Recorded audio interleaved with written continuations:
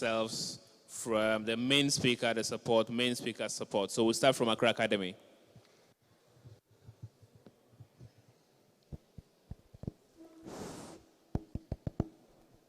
All right, so it's Edmond McBealey from ACCRA Academy.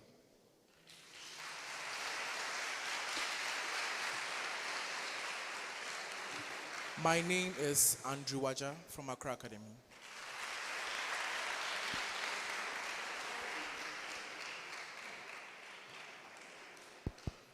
My name is Kwekwe Jumo from PREMPEH College. Say that again because we can't hear you. Speak loudly. It's Kwekwe Jumo from PREMPEH College. From PREMPEH College, my name is Awuni Daniel. I am Deborah Akusia Fusihima, Virginia, a representative of SERWAA KESSE Girls.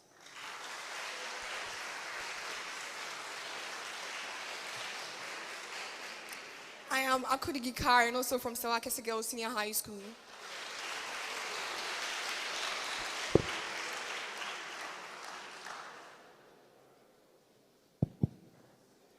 I am Prospera Dahamani Mayuri, KNUST SHS.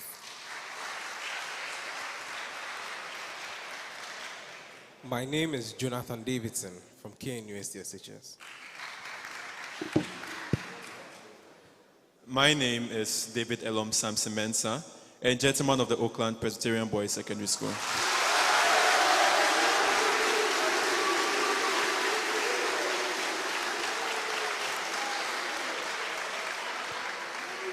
And I am Agbedanu Waylom Kweku, a student of the Presbyterian Boys Secondary School.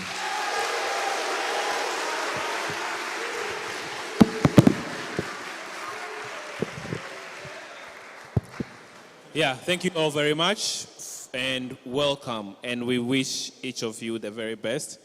The support speakers can now take your seats in the audience whilst we start. As the sporting speakers are taking their seats, kindly fill the front seats, please. Kindly fill the front seats.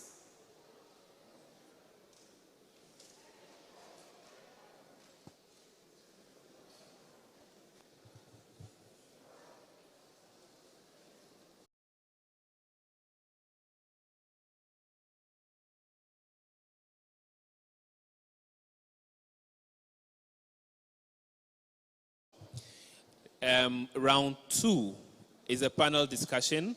Each of you is a member of the panel. And so my colleague will join you on stage. One of my colleagues will join you on stage for that segment of the program. You will be given a question. The main question, when you are given, you will have 5 minutes to think about the question, formulate your thoughts before you start speaking. And when you pick up the microphone, you have a maximum of 1 minute within which to speak. There will be 3 rounds of questions, so questioning. So there's the main question, the follow-up question, and the follow-up question. For this, which also carries 25 marks per round, we will be judging your English language, grammar. That takes 10 marks per round. We will be looking at your creativity as you deliver your points. That also carries 10 marks per round. And finally, we will be assessing your content, the substance of your responses to the topics or the questions that you have been given. Content takes 30 marks per round. 30 marks per round. Specifically on policy recommendations, please bear in mind that each policy recommendation you make will carry 2.5 marks. 2.5 marks. So the more you give, the more marks you get. The less you give, the less marks you get. All right, so that's it, basically. In terms where the voices of some candidates can be heard on every radio station, while others remain a whisper. Travel with me to constituencies where it is considered sacrilege for a woman or a person from a humble background to run for office. But there you see a classic portrait of how power and privilege continues to frustrate not only our democracy, but also our dreams of sustainable development. From Rwanda to South Africa, history's pages are stained with consequences of what happens when there's an imbalance of power and privilege. Dark and gloomy tales of a million tears and sorrows. But from the ashes of exclusion, hope rises. Rwanda, once torn apart by division, now rises with about 60% of women holding parliamentary seats. This is a phoenix rising, showing us that when every voice matters and every vote counts, nations can be transformed. Esteemed judges, current electoral policies in Ghana, such as campaign finance regulation, equal airtime rule, and Affirmative Action Act of 2024, have opened doors to equity where power and privilege is concerned. But for a truly equitable 2024 elections, we must, one, further decentralize the activities of the National Commission for Civic Education. Beyond the 16 regional offices, we must champion civic education at the district, grassroots, and classroom levels. Two, create support systems to enable candidates of all backgrounds and financial standings to run for office without fear or intimidation. 3, create an all-inclusive public debate that brings the perspective of lesser-known candidates to the forefront of the presidential race. Recordings from this debate should receive free airtime on state-owned media. 4, empower every citizen, especially those in remote areas, lacking access to education and the internet, with knowledge about their rights to prevent them from losing their power due to ignorance. 5, institute committees to monitor and audit how political aspirants fund their campaigns to prevent undue influence from shady personalities. Esteemed judges, as we navigate the turbulent waters of this year's election, it is important to remember that exclusion only diminishes our collective potentials. But every step towards inclusion strengthens the very fiber of our society. So I call upon the Speaker of Parliament to initiate discussions that will bring about policies that would encourage you and I to become 6, an informed voter. 7, one who stands against any form of voter suppression or intimidation. 8, one who supports initiatives and aspirants that promote fair and inclusive elections. 9, one who amplifies the best ideas of nation building, irrespective of the party a candidate represents. And finally, one who refuses to be swayed by cultural and partisan biases. Esteemed judges, the pen of history lies in our hands, so together, let us choose to write a saga of inclusion and Time let up, the time drum up, beat of time our up, march. time up, Thank time you. up, time up. Thank you. Thank you.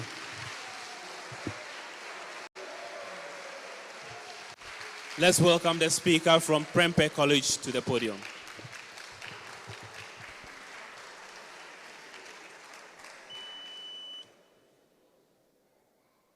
I have a question for you today.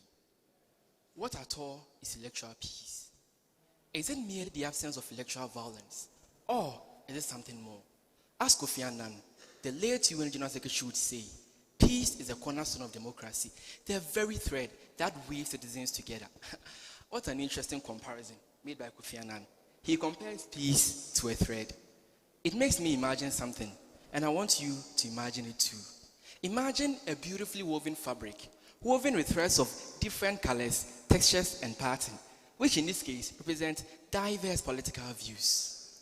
That thread, that fabric is peace. However, like a tiny invisible thread, peace can sometimes be overlooked or even taken for granted until electoral violence rips it apart. A friend once shared his story with me. He told me that in his village, they thought that peace was a luxury they couldn't afford until they realized that peace was the very air they were breathing. His story made me realize that peace is at the doorsteps of each and every one of us here. It is up to us to realize and appreciate it. To realize and appreciate peace, we must practice peace. Yes, P-E-A-C-E, peace, which is our policy recommendations. P, promoting voter education. The wisdom of Nelson Mandela teaches us that education is the most powerful tool which you can use to change the world. Therefore, we must comprehensively educate the voters on the importance of preserving peace. E, ensuring equal chance in voting. The government must make sure that every eligible citizen, regardless of their social status, economic background, is given equal chance in the voting process. A, applying peace-building technologies. We must wisely use technology in our quest for peace. We can download peace-building apps or even create social media campaigns such as #PeaceDay. C, celebrating democracy's heroes. The government or the nation can set aside a holiday or a day to celebrate people who actively participate in our quest for peace. They may be MPs, electoral officials, or even everyday citizens. And E, ensuring effective post-election dispute resolution. The government must put in place institutions and mechanisms that will effectively settle disputes that arise after elections. Apart from these policies, we can also, 6, organize annual peace teams events. 7, inculcate peace studies into our curriculum for students. 8, support grassroots peace initiatives. And 9, foster social justice and human rights protection. 10, we can also establish a National Peace Journalism Awards Day. With all these, fellow Ghanaians, peace is not a distant dream. It is a living, breathing entity. Let us all weave this fragile fabric of peace together, thread by thread. What thread are you willing to weave into the fabric of peace today? Thank you. Thank you very much. Let's welcome the speaker from SERWAA.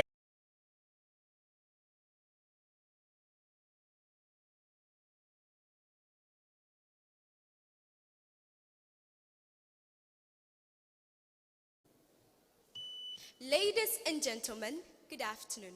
How do we ensure peaceful elections in a polarized society? My task this afternoon. I am Deborah Fasima Akosia, a student of SERWAA KESSE Girls SHS. I remember I visited my grandma in the village a week ago. I told Granny I was famished, so she went to the kitchen to prepare something for her sweet granddaughter. Waiting for my food, I decided to while away the time by watching television. I changed the TV channel to BBC News Africa to listen to what the world is saying about our just ended election. Lo and behold, a panel discussion was going on elections in Africa. The panel members were 4 professors from Niger, Ethiopia, Malawi, and Mozambique. They talked about the headache democracy has brought to them from electoral irregularities to loss of life aftermath every election, fragile security system, the Electoral Commission being manipulated by the ruling government. They all then concluded that their countries need to learn a lot from Ghana. The Ghana's election is one of the best in Africa and the world as a whole. Professor Munduli from Mozambique said, and I quote and unquote, "With what is going on in our country, I wish I were a Ghanaian." Ladies and gentlemen, I was very stupefied. Ghana being put on such a high pedestal. Wow, I was beside myself with joy. I'm proud to be a Ghanaian, I said. Granny's food was finally ready. She invited me to the dining table, but I declined the offer because I was no more hungry.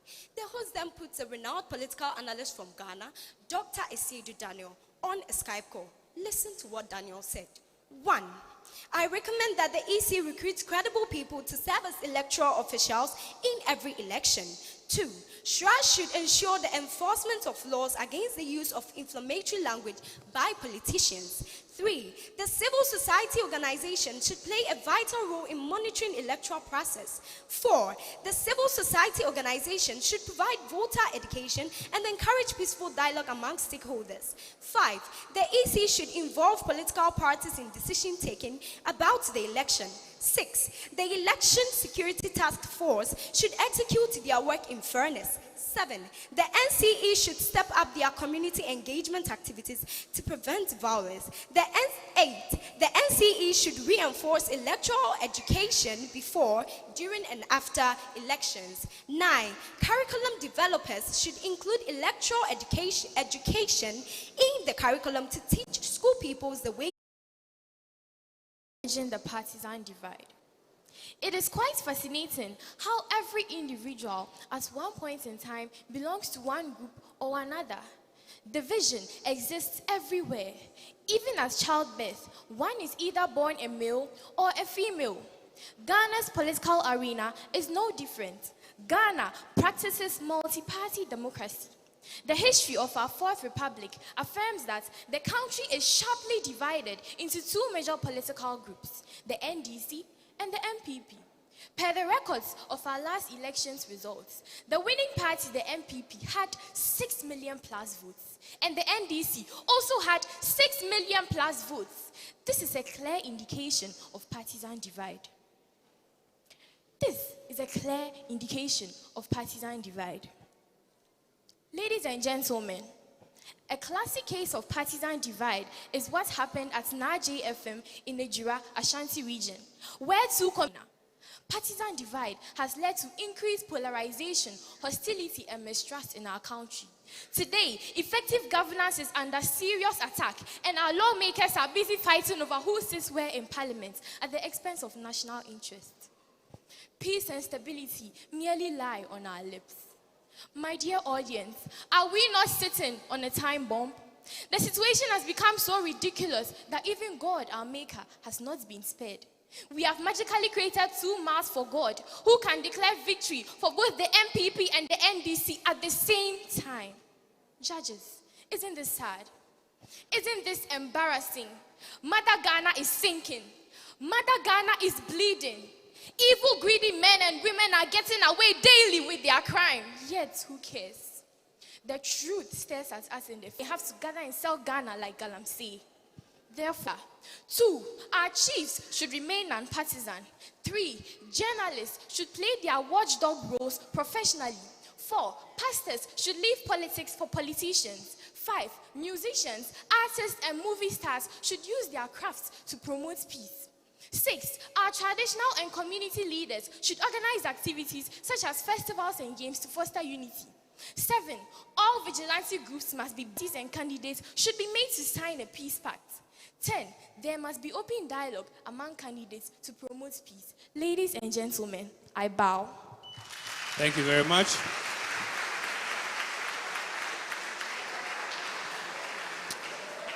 Let's welcome the speaker for Presec Legon.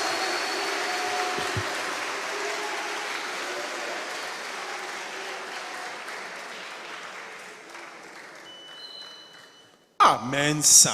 So, Judas man, are you okay at all? Me, this particular conversation to continue.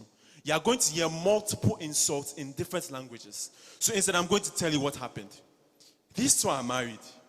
These two somehow managed to overcome the differences between them. We're able to say, honey, can we talk about this? We're able to utter the very simple statement, I am sorry. And because of that, their marriage continues to thrive. Because of the power of dialogue. This very simple tool, the ability for us to come together to discuss all the issues facing us, is the thing that saved their marriage, and is what is also going to save the peace in our country, and also ensure that every single tear that has happened in the fabric of Ghanaian unity will be repaired. But then here's the billion-dollar question though. How are we going to achieve this dialogue that we are so seeking for?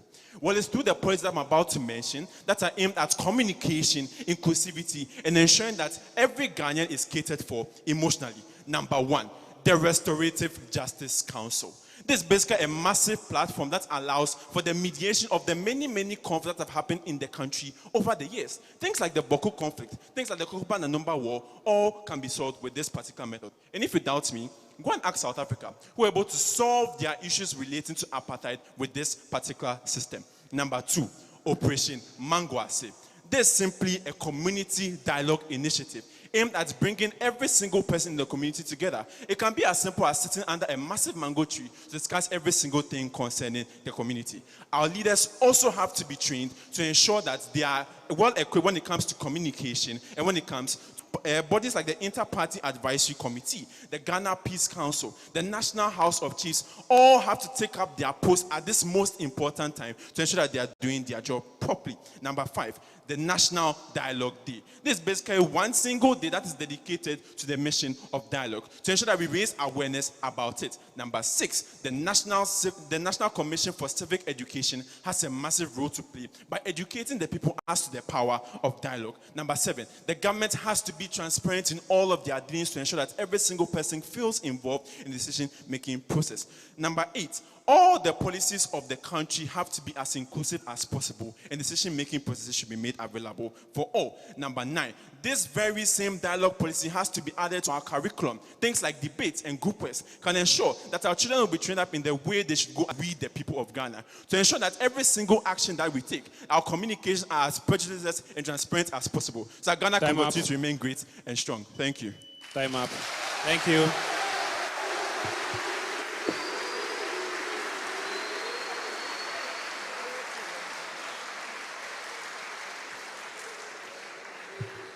Thank you very much.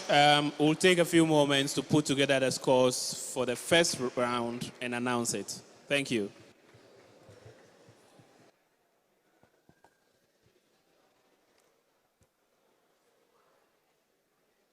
Wow. How's it going? ACCRA, how's it going? It's going blow. I'm on for. Oh, it's PREMPEH College in the hall. I'm on for. And then, I hope when I say SERWAA, I'm right. Or SERWAA. Okay, so we have some Ahima in the hall. Okay, how is it going, SERWAA? How is it going? It's going on well. Okay, I like it. Majima. Oh, I'm wrong. It's the same thing. Oh, okay, so you are rather not here, I'm here. Majima. I think I'm hearing the response from here. Majima. Okay, beautiful. And then, Odadie. Goodness.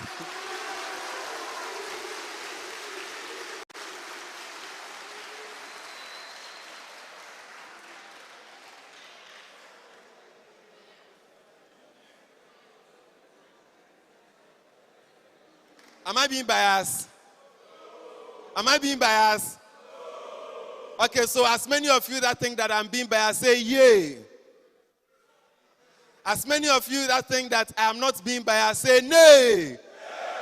Okay, I think I heard the nays, and so I'm not being biased at all. Clap for your hands.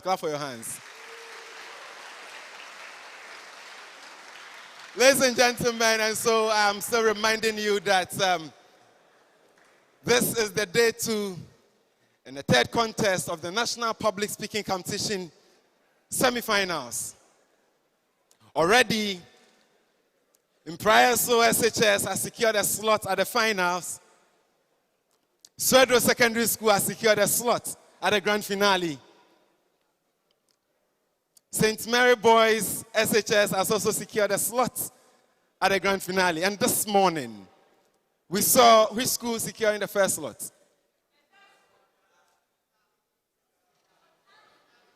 Zolali. And then one person will speak. And any expectation. This is the end of round 1. Judges, please, you notify me when you are ready. Blow.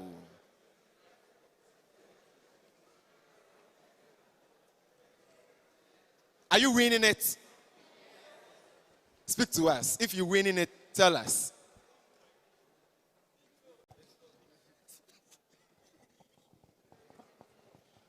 Yeah. So we believe that we have trained and we are well prepared. And then by God's grace, we will do our maximum best and take you home. ACCRA. Okay, so 3 elements. They have trained, they are well prepared, and that by the grace of God, they are winning. Aman for.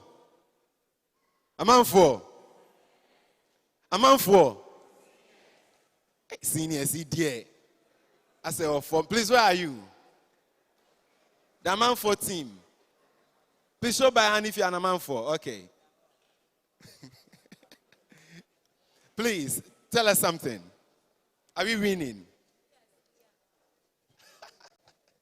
Subjective, so it lies in the bosom of the judges. That's what I would say.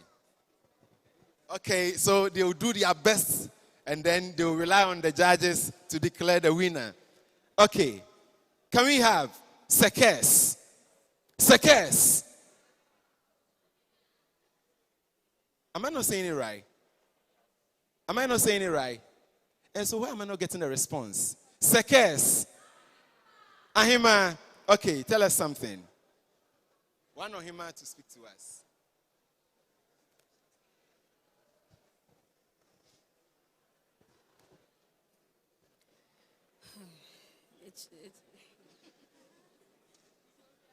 It's all good. It's all good. We are hoping for the best. It is ground ball, ground ball, yes. Down ball, ground ball. It's all good. We are hoping for the best. Did you say Majima? Majima. Okay, talk to us. Majima, the Amuni Eshia, the Anes Asamabao. Thank you very much. God is the ultimate judge. He knows best. Thank you. Hey, God is the ultimate judge, and He knows best. And that is from Cross Answer. What's the expectation of that year?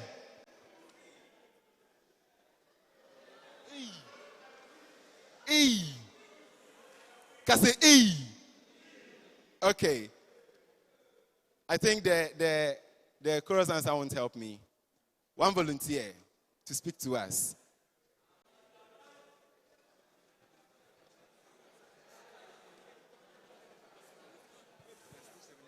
Yeah, so we are very cool, we are very chill because we know we are about to add another trophy. But the problem, wait. The thing is that for us, we are not like other schools. We don't have a trophy cabinet. We don't have a trophy room. We have a trophy building, a trophy story building. So, like, you understand? We don't use trophy cabinets. We don't use trophy room. We have a trophy building, a trophy story building, about 3 floors. That's all. Hey, Charlie.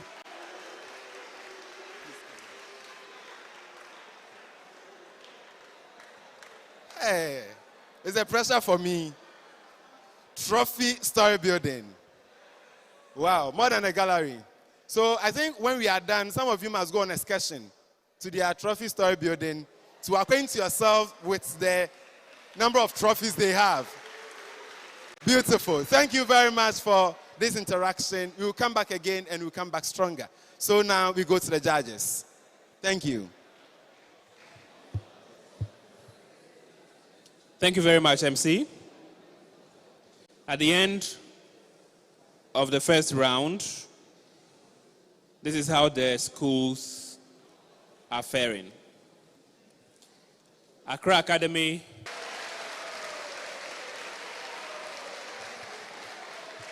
PREMPEH College obtained 83 points. 83 points. SERWAA KESSE obtained 82 points. 82 points. KNUST SHS obtained 78.5. 78.5. And Presec Legon obtained 77.5. 77.5.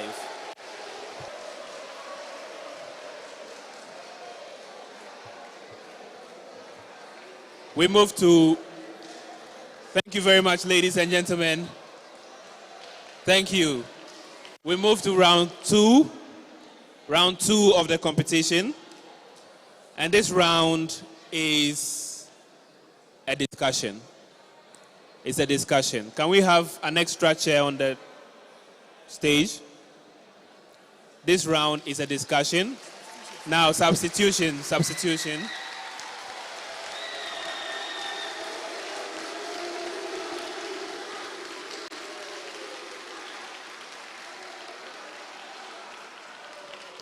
And all of you would need a notepad and a pen. Notepad and a pen.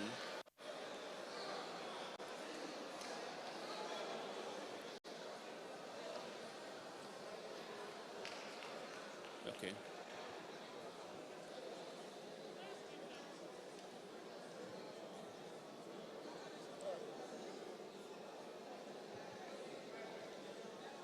Yeah, sorry.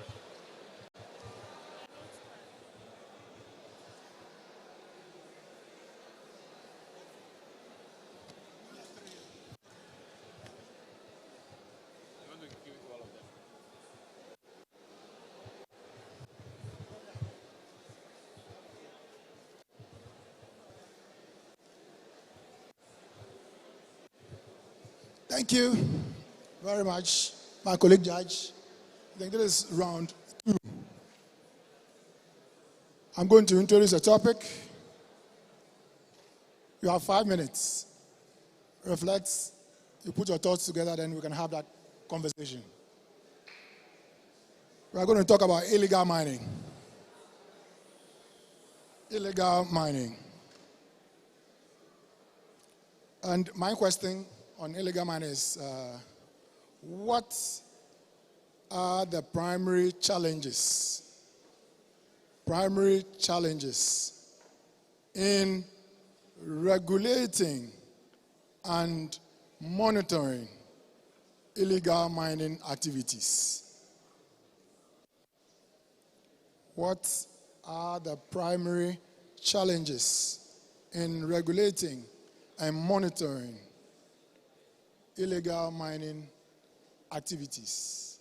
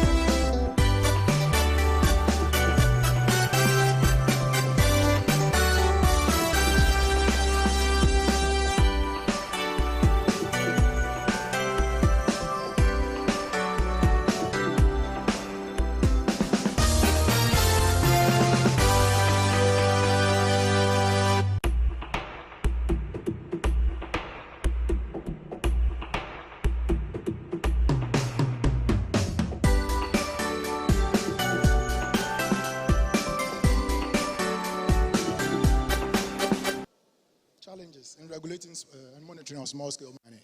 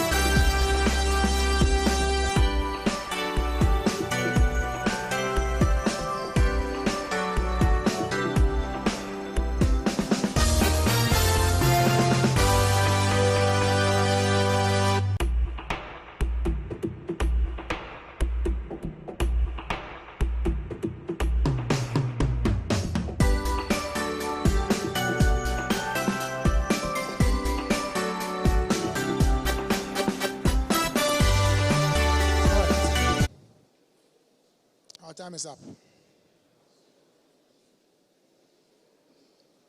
ACCRA, you have 1 minute. Thank you very much.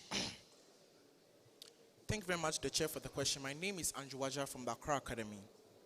I believe that there are many predominant problems concerning small-scale mining in Ghana. Some of them including: 1, porous environmental policy implementation; 2, ineffective security mechanisms; and 3, outdated and inconsistent climate action strategies.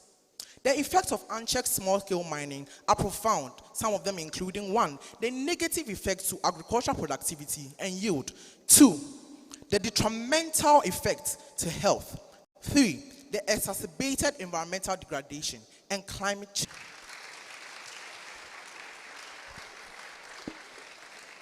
Challenges in regulating and monitoring small-scale mining. PREMPEH. Thank you. 1 minute. Thank you.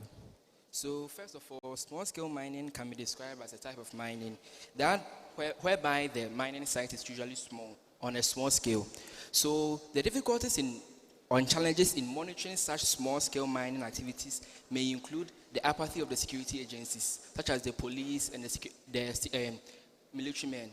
They are apathetic towards regulating these kind of agencies because they have the law. They should ensure that these small-scale miners follow the law. Also, the apathy of the chiefs, the local community chiefs, did not actively ensure that the miners obey the mining laws. Also, there is the lack of an effective supervisory body which is supposed to stick over and regulate and monitor these small-scale miners. Also, there are not adequate regulatory laws to cater for all the small-scale miners, to look after them and regulate and monitor them. Also, the upper uneducated. Time out. Can go ahead, yes. Okay, so small scale mining, which I think is popularly known as the galamsey, where unauthorized people get to our water bodies and our land bodies to extract minerals, leaving our water bodies and our land bodies in danger. I'm sure Virginia would take water fetch from those water bodies with bread, thinking it is tea, all because of these activities. And the difficulty in monitoring these activities is that, one, I think the security agencies are not tight. Again, they are not equipped very well.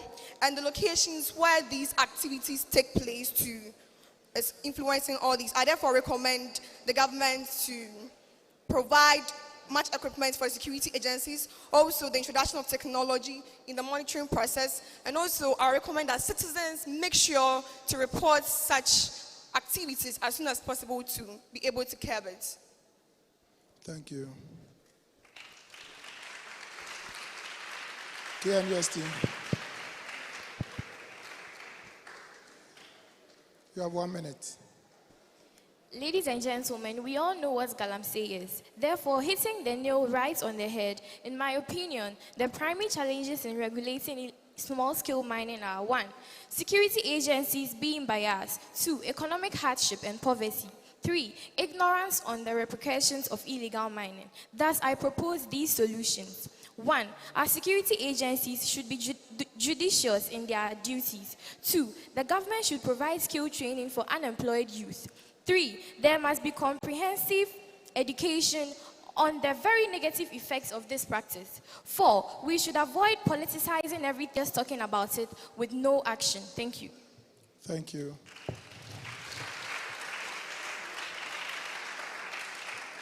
Presec. Small-scale mining is basically using small levels of input and simple mining processes, such as using panning method or using cyanide to mine gold. What are the challenges? We've identified 9, the primary challenges. 1, the involvement of chiefs in the process by giving out land easily and not holding the landowners accountable. 2, the increased release of mining licenses without accompanying accountability and regulations. 3, harsh economic conditions drive people in these areas to engage in illegal mining. 4, poor education of people on the effects of illegal mining. 5, an apathetic attitude towards solving the problem by officials and the community members. 6, bribing security officials who are supposed to prevent the problem. 7, lack of accountability from the people in the community. 8, inadequate resources to combat the challenge. And 9, the laxity of mining rules in the country. We can solve this by public sensitization, economic interventions in these rural areas, and increase.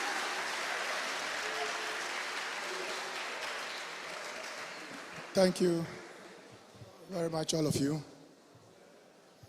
Like you rightly said, there's a difference between small-scale mining and illegal mining. It's climate change. Presec. Okay, illegal. Thank you for the question.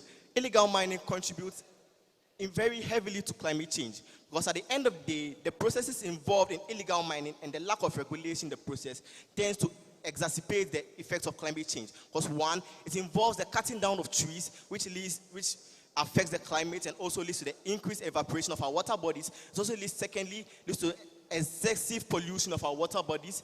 Thirdly, emitted throughout the process creates a world whereby the atmosphere is very polluted. But at the end of the day, illegal mining creates a world whereby the climatic conditions in these various communities in which they exist in becomes very bad and polluted. We see this as now in Ghana, we have situations whereby the rainfall pattern cannot be predicted. This is actually a huge cause of illegal mining. How do we solve this? First of all, through enforcement of environmental rules. Secondly, the equipping of the Environmental Protection Agency so that they have adequate resources to combat this menace. Thank you very much. Thank you. KNUST. Do you also agree that it has impact on climate change? Yes. Okay. I agree that illegal mining has an impact on climate change because when these illegal miners carry out their activities, they pollute our water bodies, which affects the water cycle and in the long run leads to climate change. Therefore, this is what must be done. 1, the government should enforce strict policies to prevent the activities of these illegal miners. 2, the security agencies should desist from accepting bribe from political parties in order to allow their party members engage in this activity. 3, our chiefs and community leaders should enforce the security on our land since they are the local custodians of our land. 5, there must be comprehensive education, such as what is happening here. The National Public Speaking Competition and other forums can be used to educate the public on the negative effects of this menace. Thank you. Thank you. Yes. Impact on climate change. Illegal mining. It does, because with this activity, there is falling down of trees, which also contributes to the climate change. And also with this falling down of trees, we kill lives in the forest. And with using minerals to mine in the water bodies too, we kill aquatic organisms, which all contribute to maintain our climate. So I would recommend that government makes policies I recommend that government equips security agencies so that they can monitor these activities very well. Again, I recommend that environmental bodies which are responsible for monitoring all these work very effectively. Again, I recommend that it is a shared responsibility.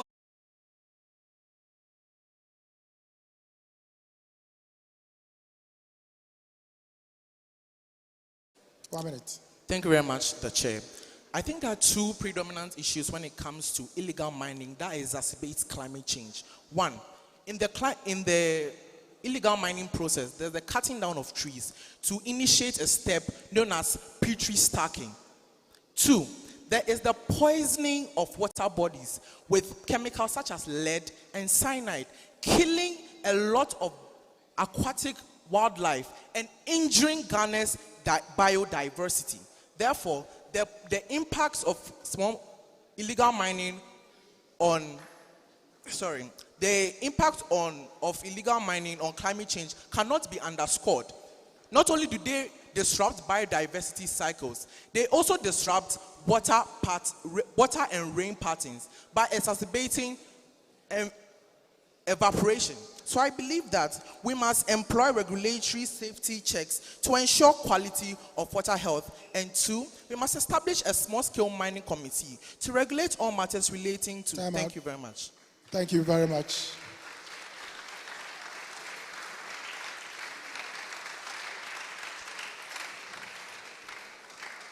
In your submissions, you all made mention of the dire consequences of illegal mining in regards to climate change. Mr. ACCRA, yes. You have the audience looking at the negative effects of illegal mining. What do you have to say to address Ghanaians on illegal mining? What do you have to say? You can just get up and... Thank you. 1 minute. Imagine you give birth to a child. After 9 months, he is without a nose. She's without a big toe. This is one of the predominant issues when it comes to illegal mining. Cyanide and lead poisoning contribute immensely towards baby deformation, as a report by the Ghana Statistical Service will show that there's a 5% increase in correlation with the increased activities of illegal mining back in 2019. Let us stop mutilating our babies just because of economic growth and well-being. Thank you very much. Thank you. PREMPEH.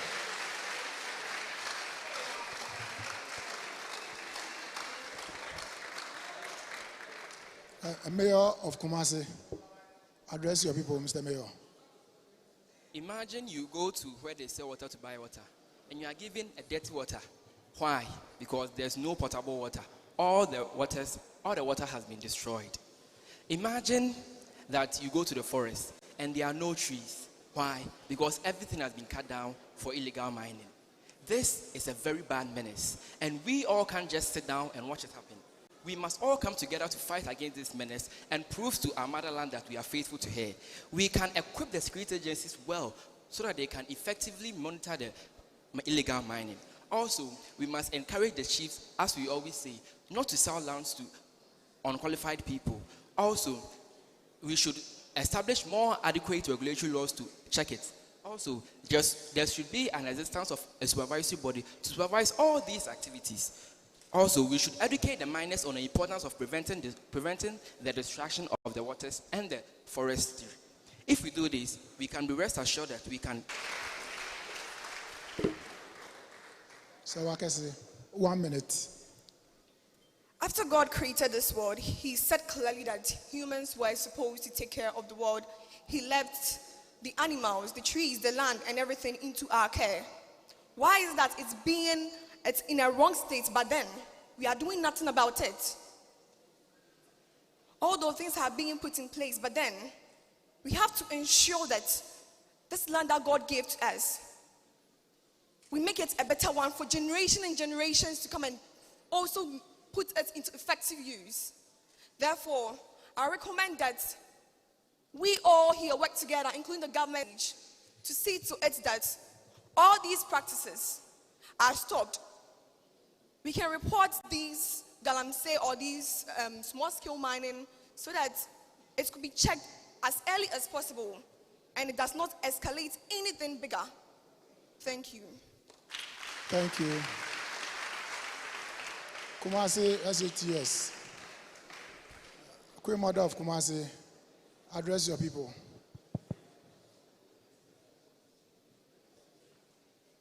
One minute. Fellow Ghanaians, how would you feel if one day you woke up to find that instead of clean water, you have tea flowing out of your tap? To prevent this from happening, this is what we must do. 1, we as youth should indulge in other productive activities for employment and not illegal mining. 2, the government must provide an effective roadmap to battling this menace. 3, our security agencies should be very judicious in their dealings. 4, there must be effective education on the effects of this menace in order to prevent it. 5, we must avoid just talking all back and no bites. We must talk about the practice and then also work towards preventing it. 6, as he rightfully mentioned, as the Queen Mother, I would also play my role by ensuring that I guard the land as the local custodian of the land. And finally, 7, the government, I Time bow. out. Thank you. PREMPEH. Hey. Presec Legon.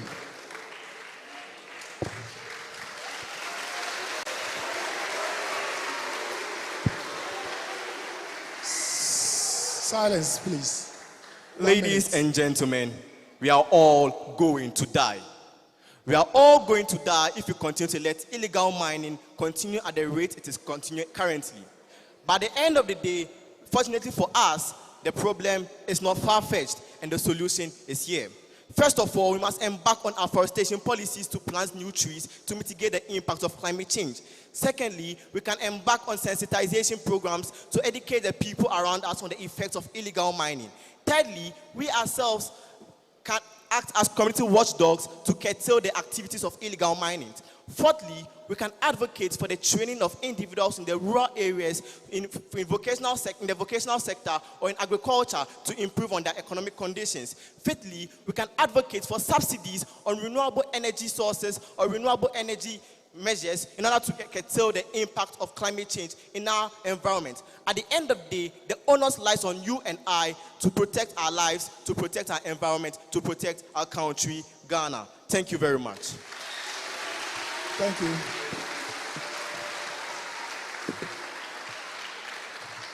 I think this brings us to the end of round 2. And to my dear students, the last round of the questions you responded to, I was saying that as leaders of your communities, you already mentioned the negative effects of illegal mining. You've already mentioned. So I ask that you address your people on the need. What are you going to do positively to change the narrative? Then, as my commander was saying, what impact are you going to make on society, knowing the negative effects? Do you understand what impact you can make? At least you understand the negative effects of this menace. So sometimes we need to also pay a little more detail to the question before we respond, but you did very well.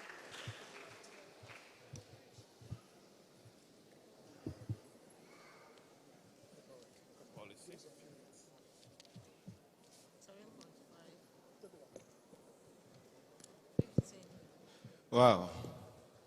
So before this year, the Ghana Water Company Limited gave out a statistics. And then it was that about 40% of Ghanaians do not have access to potable drinking water. And then this year, research indicates that 70% and even more of our river bodies are being polluted by galamsey and illegal mining. This is serious.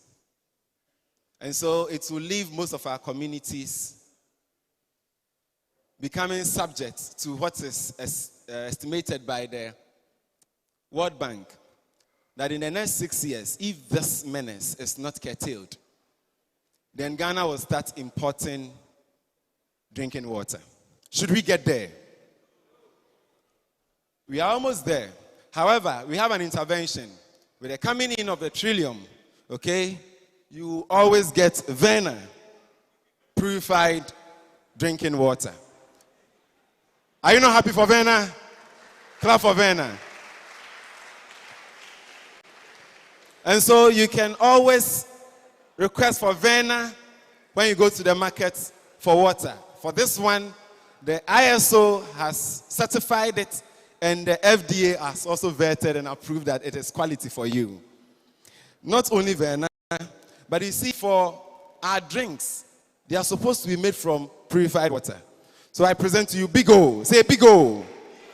Big O is also accredited and certified for your, consumption.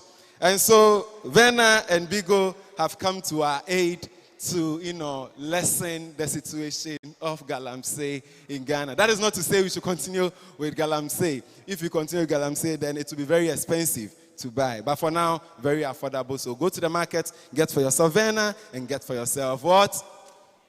Thank you very much. Can we have KESSE giving us a performance? Lovia, are you here? Give it up to her as she comes to the stage.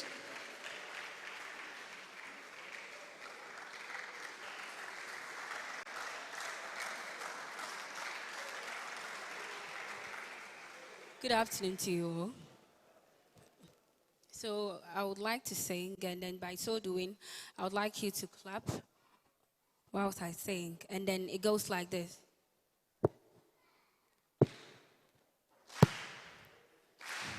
I didn't mean to end this life, I know it wasn't right. I can't even sleep at night, I can't get off my mind.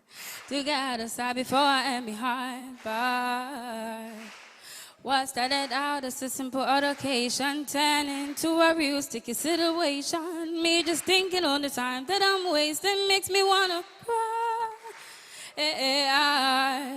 And I didn't mean to hurt him. Could have been somebody's son. And I took his hard word. I put out the gun. Ram pa pa pan, ram pa pa pan, ram pa pa pan. Bend down, ram pa pa pan, ram pa pa pan, ram pa pa pan. And have a baby boy with you. And we go call him Kwame. And I will die before you.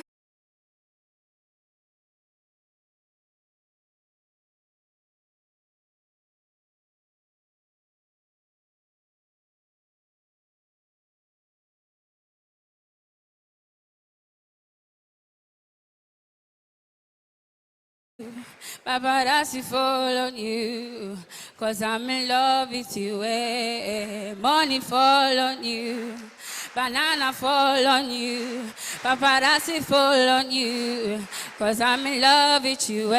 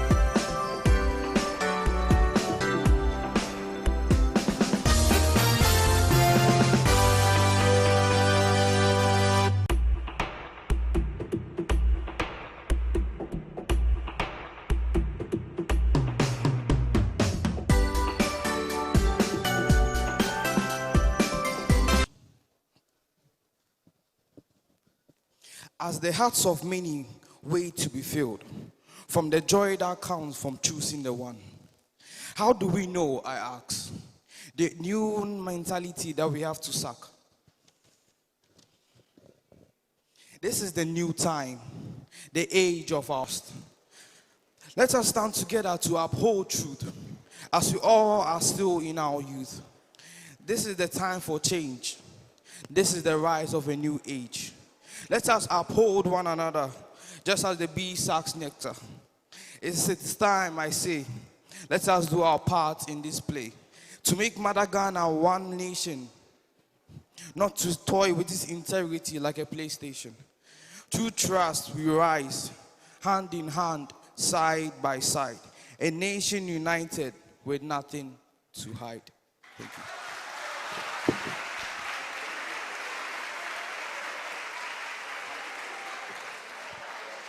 ACCRA. ACCRA. I think the competition for the audience participation is going, like, it's becoming more polarized towards one side. Is that true? Is that true? And so who is winning from the audience? Like the competition between the audience. Okay, we'll come back to that judgment, okay? But for now, let's take judgment on the second round. Thank you. Thank you very much, MC. At the end of the second round, here are the scores of the respective schools. ACCRA Academy scored 60.5. PREMPEH College scored 70 marks. SERWAA KESSE scored 59 points, 59. KNUST SHS scored 65.5. And Presec Legon scored 79 points.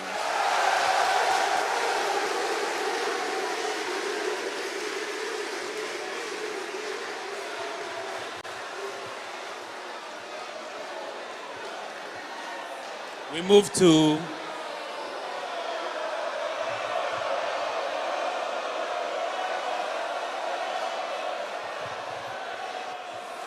move to round three. Round three of the competition. Will we have substitution? Presec is substituting. Any other school? PREMPEH is also substituting.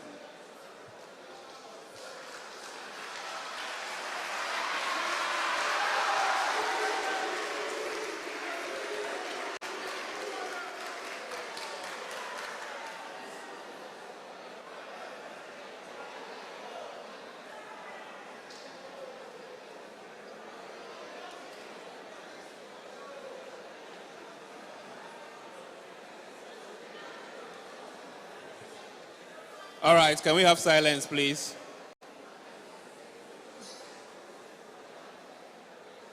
Can we have silence?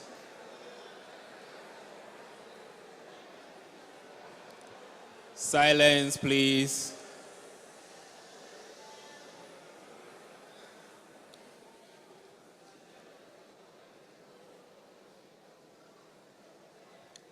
Right, so this is your question. You will, after taking the question, you will have 10 minutes to go and work on it and come back and speak to us.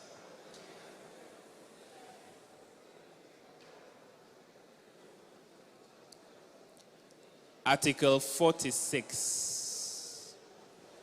Article 46 of the 1992 Constitution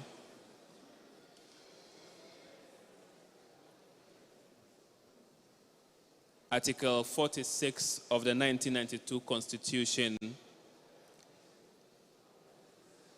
guarantees independence of the Electoral Commission to the extent that in the performance of its functions, Article 46 of the 1992 Constitution guarantees subject to the direction or control of any body or authority. Does this mean that the Electoral Commission is not accountable to anyone? Does it mean, or does this mean that the Electoral Commission is not accountable to anyone regarding the performance of its functions?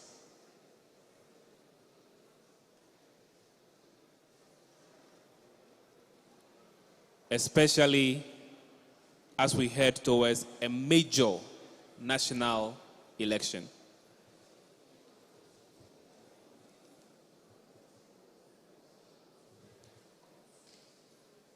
Are we okay? Great. You have 10 minutes to go think about the question, work out your response, and we'll call you to come back and speak. Thank you very much. Your time starts now.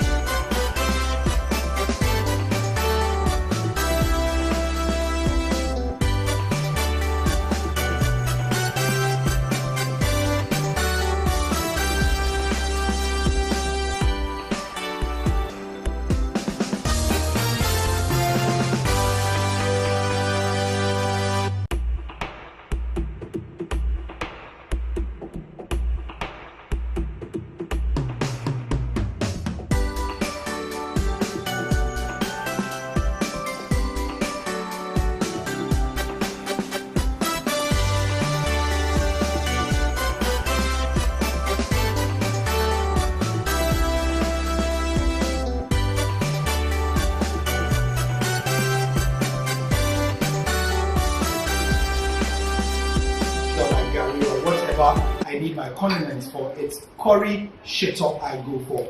I recommend it to all of you. It's also available in 20-gram sachet for everyone's family use. Curry shito is where it's at. when I'm having my wachi or my gari or whatever I need my condiments for, it's curry shito I go for. I recommend it to all.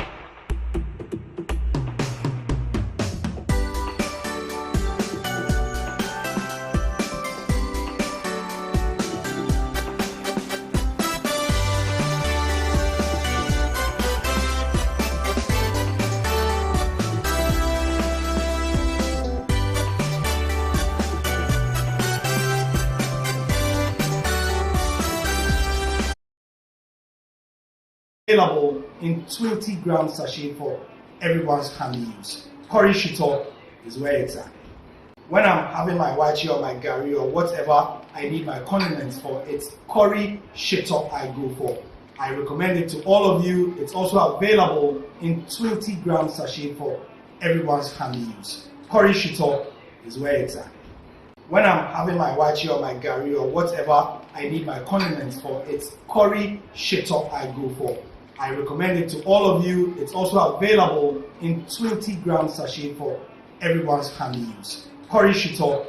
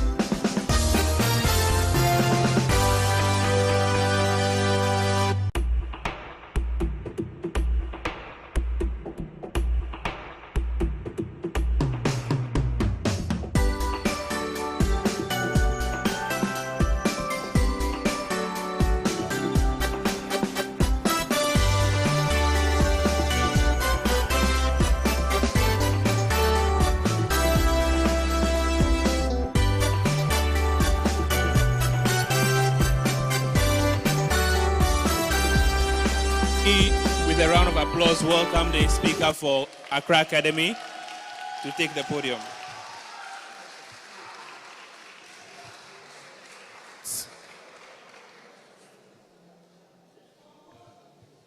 Your time starts now. I guess we all watched the Ghana versus Angola match last night. Well, I am not a big fan of football, but I was forced to watch it by a group of friends. When I was watching this particular match, I was made to notice some key things. The referee has autonomy and independence on the pitch. He gets to call the shots about what is done and what constitutes as a penalty. He calls the rules. But however, there are background regulatory mechanisms to ensure that in the dispensation of his functions, he does not step overboard. Ladies and gentlemen, this is the same in the judicial democratic dispensation in Ghana.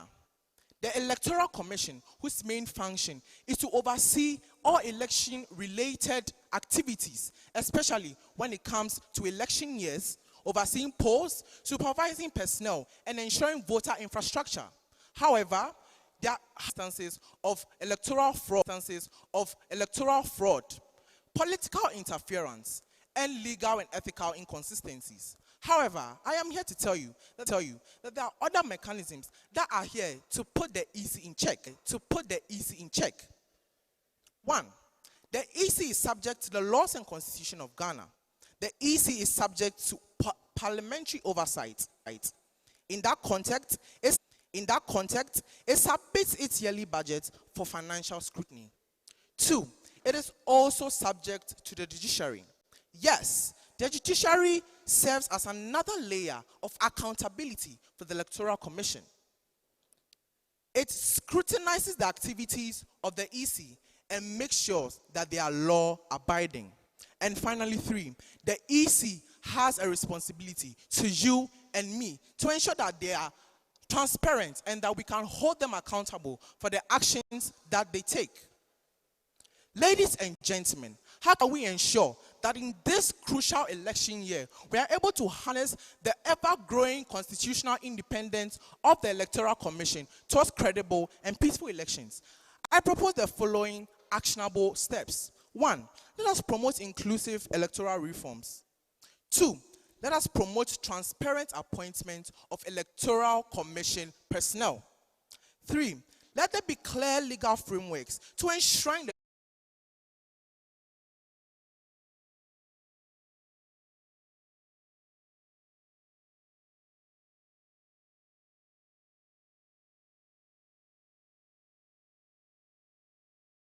to talk on this particular topic.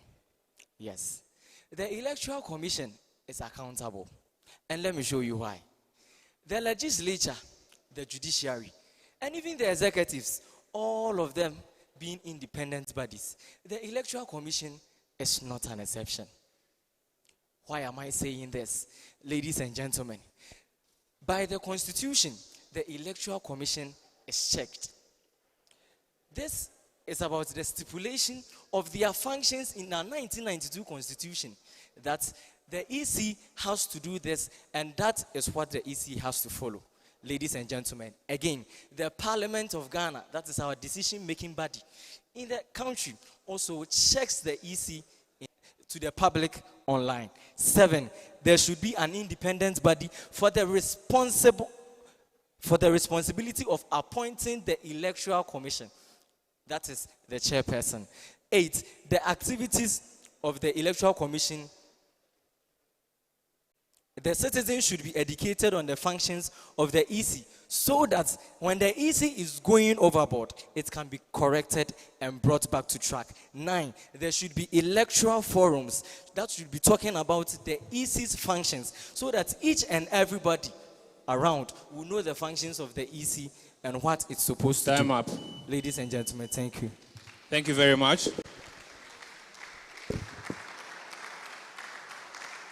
Let's welcome SERWAA KESSE speaker to the podium.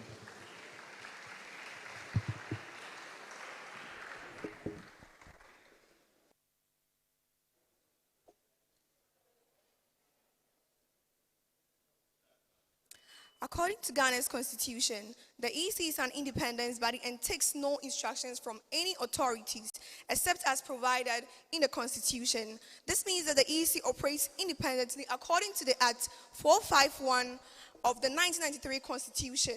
The Commission operates independently, ensuring transparency and fairness in the electoral process. In terms of accountability, it is accountable to people, which is enforced by the Constitution because the Constitution states that the sovereignty of Ghana resides in its citizens, the EC's action can be reviewed by the Supreme Court to ensure the Commission operates in boundaries of the Constitution. I therefore recommend for the following: 1, regular reports by the EC. The EC should make its processes known by the public.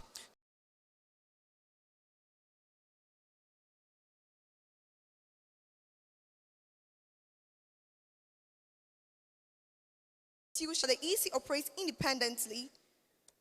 5, the EC should have a responsibility to be transparent. 5, it should be fair and not take sides of political parties. 7, opposition parties should not put unnecessary pressure on the EC. 9, judiciary should provide fair oversight over the constitution mandates of the EC. 10, the media should also educate the public on the processes of the election. Again, we should strengthen laws and regulations.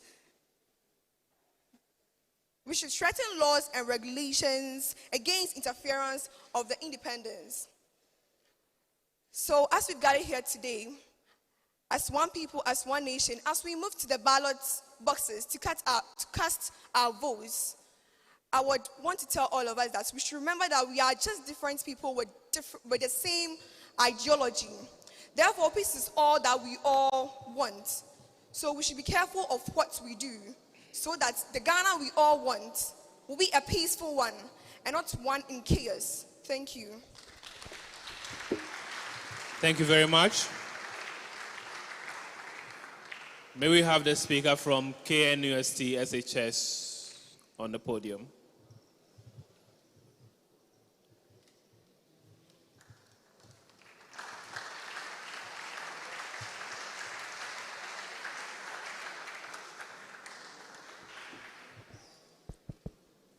You may start.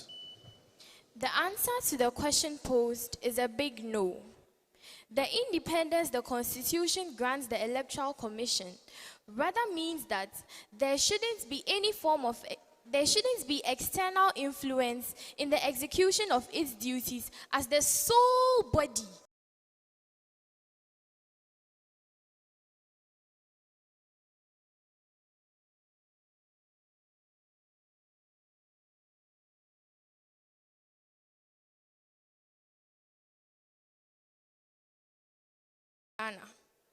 However, the Electoral Commission is accountable to the people of Ghana because its duties are regulated by the Constitution, which is the supreme law of the land. For example, the Electoral Commission is duty-bound to run periodic free and fair elections, including presidential, parliamentary, by- and district elections. Hence, what we must do to ensure that the Electoral Commission executes its duty according to the Constitution of the land are as follows. 1, the Electoral Commission must be well-resourced. 2, the Electoral Commission must be impartial and fair to all. 3, the Electoral Commission and its staff must avoid corruption. 4, the Electoral Commission must not do the bidding of...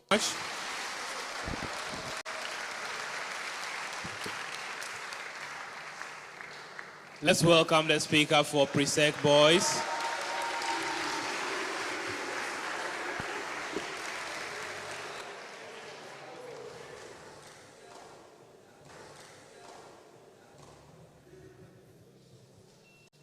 Guess what? It's match day in Ghana. The match, the elections of our country. The teams, all the various political parties, and the trophy, the leadership of Ghana. And you know the most famous referee of them all? The Electoral Commission. Oh my God, this promises to be such an interesting match. Everybody say heat. Oh my God, let me sit down for this one. I scared myself a little. Imagine if this referee was biased. Imagine if this referee was actually influenced by another body other than themselves. It would be so chaotic. Like every single thing that we want, the democracy that we are seeking for is not going to happen. But then thankfully, Our forefathers saw it in their own wisdom to create Article 46. Basically allowing the Electoral Commission to be independent in of themselves. Allowing the Electoral Commission to be independent in of themselves. But did you know what would be scarier? Imagine if the Electoral Commission just told us who won the elections. If they didn't tell us how they got the results. Just came to say, oh, he won, he lost, that's it. That's an even scarier fate. Because for a country that seeks for democracy, a country that preaches to be the black star of Africa, if we are not the most democratic of them all, there's no way this is going to happen. So yes, the Electoral Commission should be independent of themselves so that they won't be influenced by any other body. But then in as much as they are free from everybody, they are also accountable to everybody. Because of the fact that even though it is democracy, it means they have to make sure that every single thing that they do is made open for everyone to see. So how do we ensure that they are doing this thing? By making sure that all their actions are as transparent as possible. Number one, they have to give us up-to-date information about all the electoral processes that happen over time.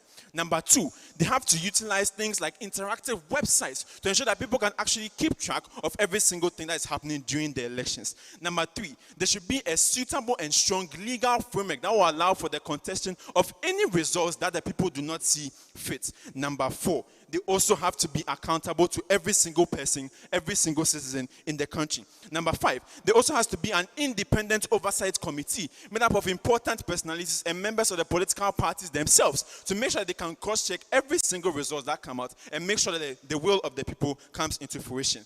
Number seven, every member of the EC should be trained to make sure they can be as fair as possible. Number eight, there should be diversity in the EC. There should not be one particular faction in the EC so that everything will be as fair as possible. Number nine, the post-election review committee should also be instituted to ensure that every single thing that comes out of this is fair.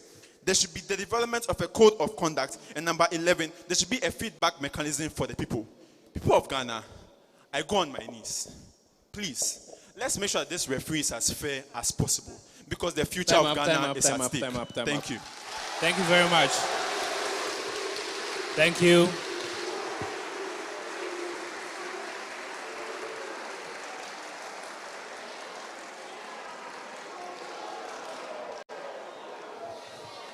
Thank you very much.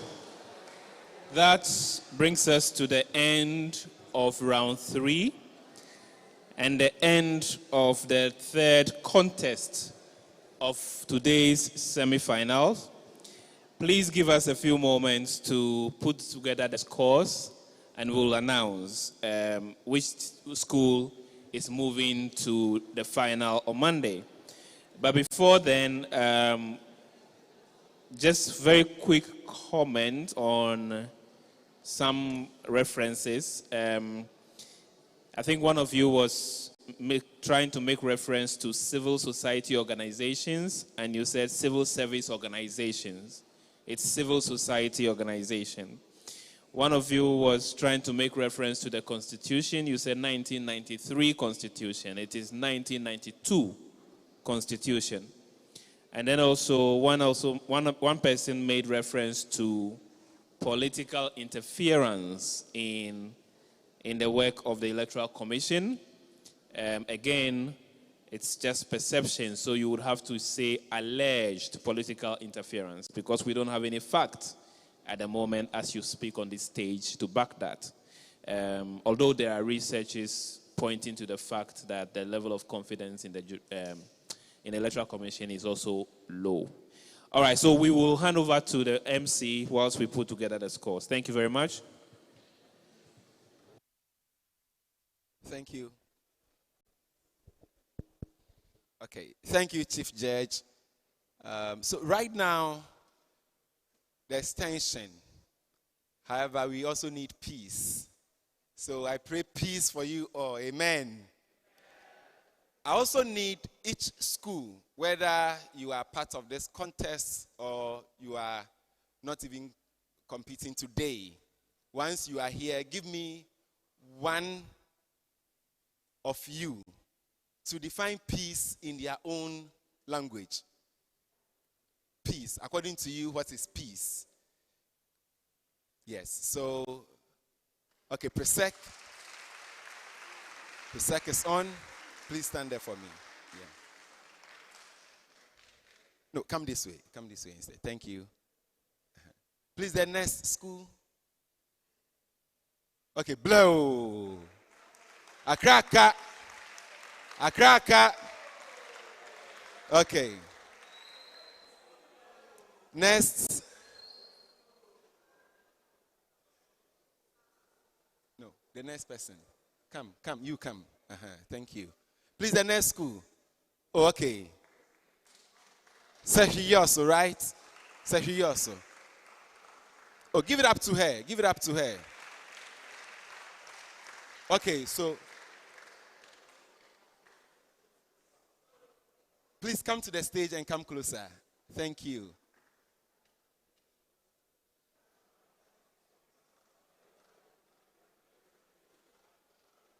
Okay, give it up to Infantiman girls. Please, do we have Yas in the building? Yas Antoa girls. When I said Yas, 1 per second wants to come.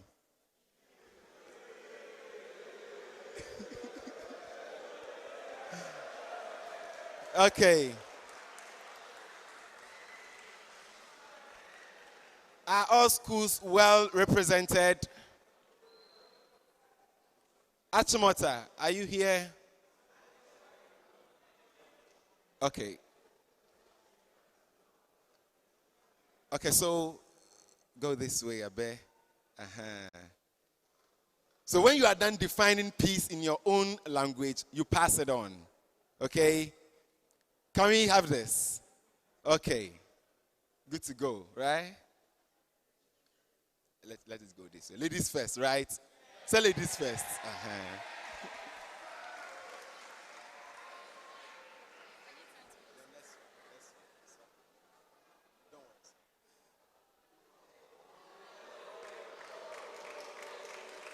Please, please. This one we didn't rehearse it, so.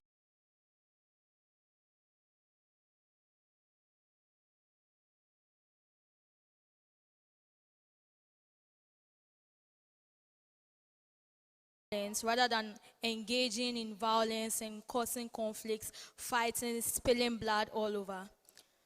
Peace is also not peace among nations, but rather it is a mutual trust we have for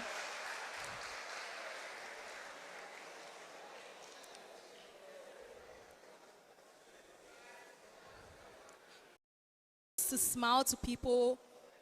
We should choose to smile to people we do not want to, and it is going to bring a lot of harmony in our community. Thank you.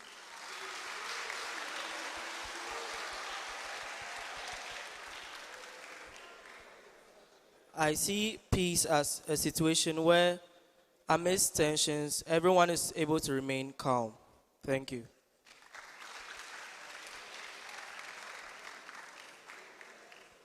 I briefly define peace to be free from disturbance.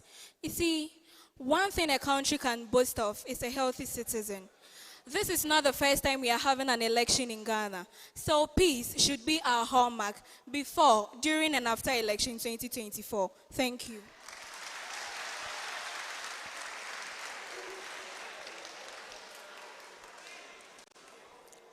Okay, so in my point of view, as I said in my presentation earlier, peace is the cornerstone of democracy, the very thread that weaves citizens together. Therefore, peace is not just merely the absence of violence, but a state of calm, tranquility, and understanding. Also harmony. Look around you. There are different schools, but we are all here, seated in harmony. What is this? Peace. Thank you.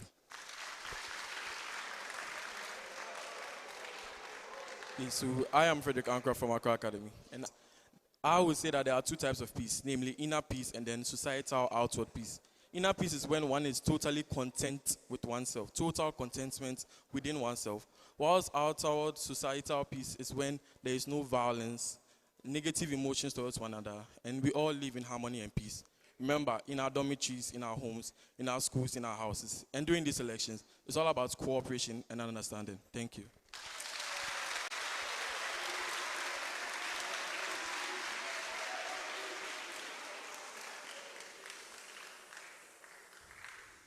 As social beings, we are involved in various mechanisms in our day-to-day life. And peace is the most important factor that ensures that these various mechanisms are able to function successfully without any obstruction, be it personal, social, national, and even global.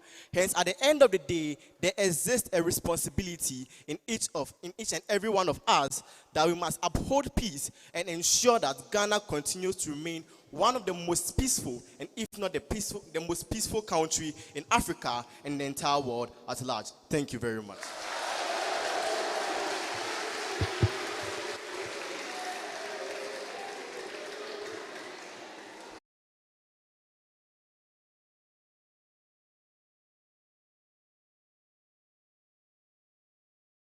Then she'll say, I bow, right? So let's go. I bow. Thank you very much. Thank you very much. Thank you very much. I wanted to define peace in my own language, but the judge is ready, so let's have the judges.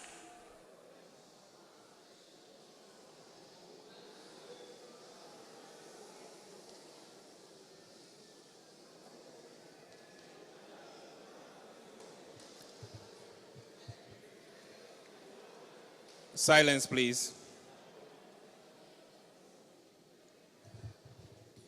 At the end of round 3 of the competition, here are the scores of the respective schools. ACCRA Academy scored 64.5 points.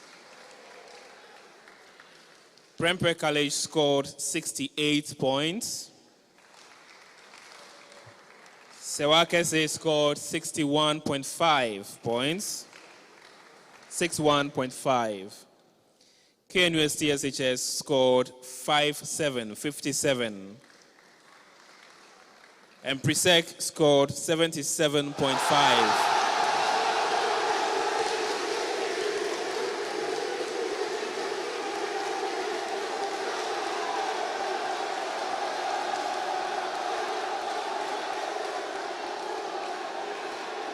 Order, please.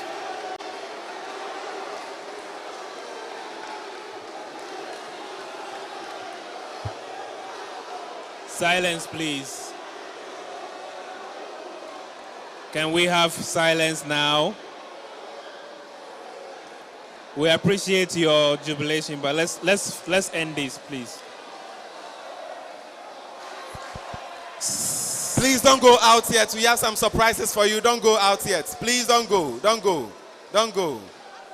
All right, so at the end of the contest, here are the total scores of the respective schools.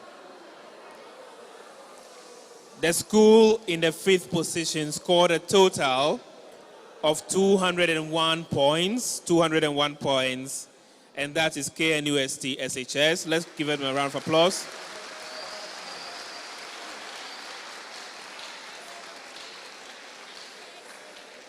The school in the 4th position scored a total of 202.5 marks.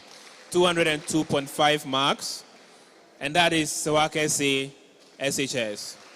SERWAA KESSE Girls SHS. The school in the 3rd position, scored a total of 210 points, 210, and that is ACCRA Academy School, ACCRA Academy.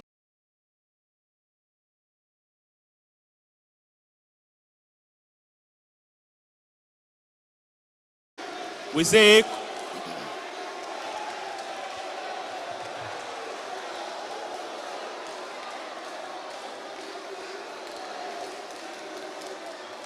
congratulations to Presec, and we say congratulations to all of you for participating in the competition. We encourage you to keep up, at the end of the day, only one person would progress to the finals on Monday, but we welcome all of you to come and witness that contest as well. Now, I would like to go, as we did yesterday, to our judges for their comments on what went well for the respective segments of the show that they are judging, what did not go well, and what all of us should take home and learn from. So we'll start from the grammar judge for his comments.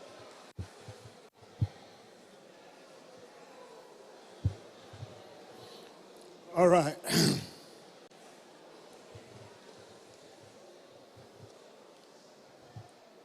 A simple one here. The question of you and I and you and me. Now also a very huge canker in the system. You and I and you and me. Subject and object. In recent times, we are used to the you and I. We think that you and I is always correct and that you and me is wrong.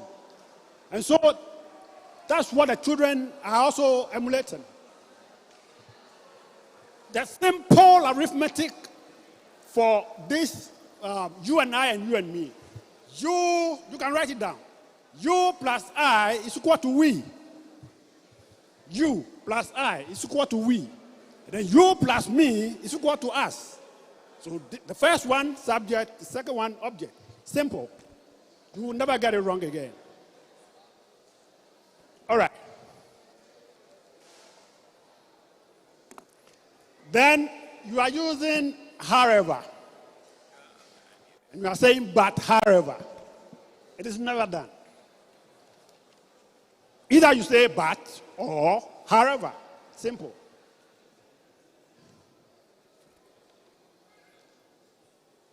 Some of them including. Some of them including. Please be mindful of your grammar. In our time we said construction. Now you say what? Form sentences. And you are going wrong. You must construct it well.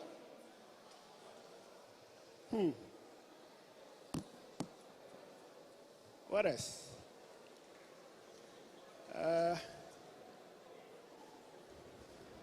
Now, you are trying to enumerate items. And then you said the difficulty is, and then you begin to number 1, 2. What are you trying to insinuate? All right. The question of reside and reside. I just said it in the morning. But the pronunciation gives you a different meaning. R-E-S-I-D-E. How do you pronounce it? So when you say reside, what does it mean? So you see what I'm saying? Good.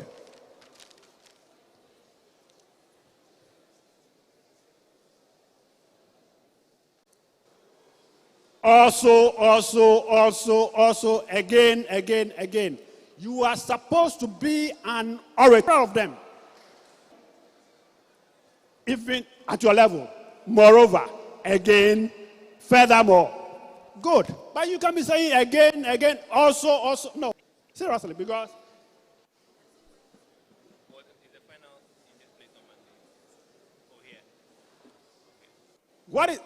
how do you pronounce E-N-F-O-R-C-E? E-N-F-O-R-C-E. How do you pronounce it? So if you say enforce, what are you trying? It's a different meaning. Yeah, Radin Yakopo.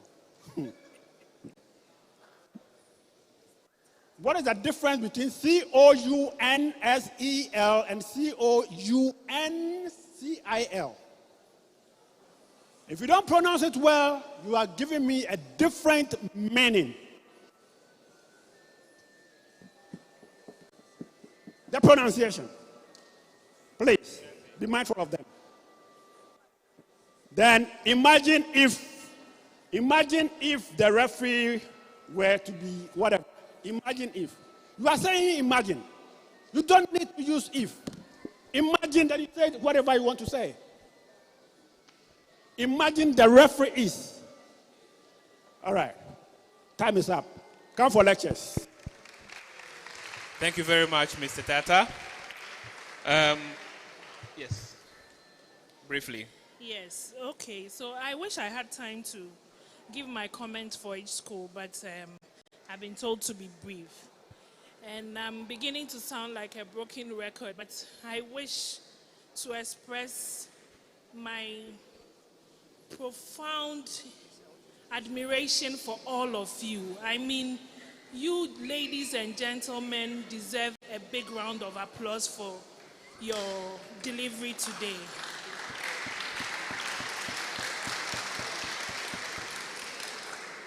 Creativity was top-notch today. There was exhibition of originality in your examples and in the ideas you shared. And you were able to link this with current trends and current issues. And I think for your ages, this is amazing. The sky has nothing on you. You can only be great. And so I want to commend all of you for what you have done today. Most of you imbibed the message you were delivering. You were believable in your delivery. You didn't just come and rattle and then you were done. You made us believe what you were saying. You put yourself in the message you were delivering, and I think that has been amazing throughout the day. So all in all, I say congratulations to all of you. You've all done very well. There had to be only one winner. There should be no tears about this. We thank God once again for how far that He has brought us today too. I judge policy recommendations. And there is one thing I observed. During the second round, most of you come and deliver on the content. You deliver on the public speaking and other When things. I'm having my wachi or my gari or whatever I need my condiments for, it's curry shito I go for. I recommend it to all of you. It's also available in 20-gram sachet for everyone's family use. Curry shito is where it's at. When I'm having my wachi or my gari or whatever I need my condiments for, it's curry shito I go for. I recommend it to all of you. It's also available in 20-gram sachet for everyone's family use. Curry shito is where it's at. When I'm having my wachi or my gari or whatever I need my condiments for, it's curry shito I go for. I recommend it to all of you. It's also available in 20-gram sachet for everyone's. Also on Monday. We wish you all the best. See you on Monday.